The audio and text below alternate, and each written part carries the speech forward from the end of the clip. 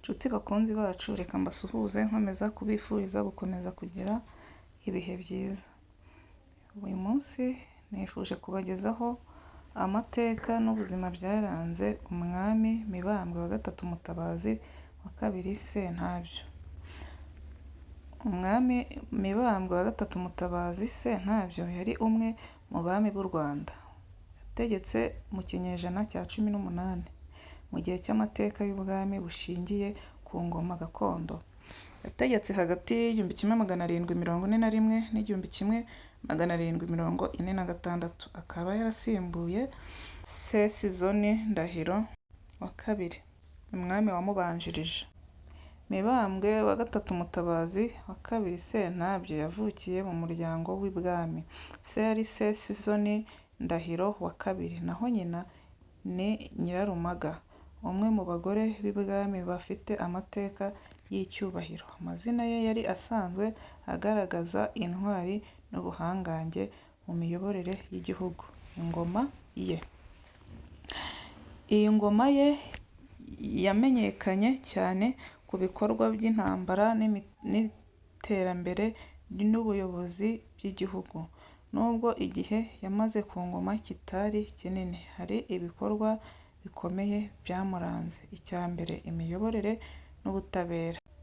Mibambwe wa gatatu yagerageje kwimakaza ubutabera mu gihugu cye, ashyiraho amategeko agamije gukemura amakimbirane hagati y'abenegihugu. Icya kabiri, yashimangiye ubusugire bw'umwami, ahangana n'ibibazo by'amatwara atandukanye y'abashakaga guteza umwiryane mu gihugu. Icya kabiri cyaranze Mibambwe ni ugushyigikira umuco n'ubumwe.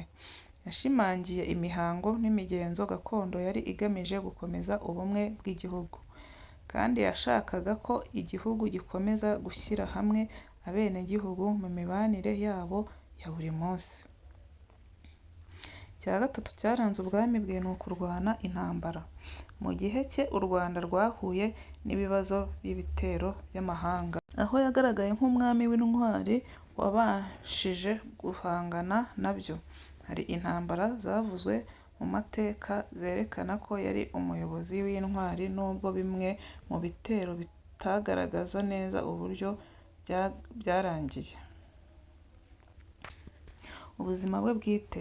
Mibambwe wa gatatu yari umwami w'umutuzo n'ubutwari. Nubwo amateka ye atavugwaho byinshi cyane ugereranyije n'abami bamusimbuye, amateka agaragaza ko yashyize imbere inyungu z'igihugu n'ubumwe bw'abaturage.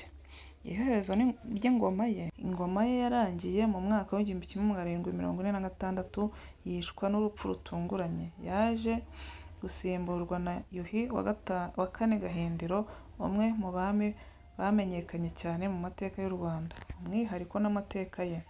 Mibambwe wa gatatu Mutabazi wa kabiri Sentabyo yibukwa nk'umwami w'imbaraga mu guteza imbere ubuyobozi, gushyira hamwe abaturage no guhangana n'ibibazo by'amakimbirane y'imbere n'inyuma y'igihugu. Amateka y'ubwami bwe ashimangira akamaro k'ubumwe n'ubwiyunge bw'u Rwanda.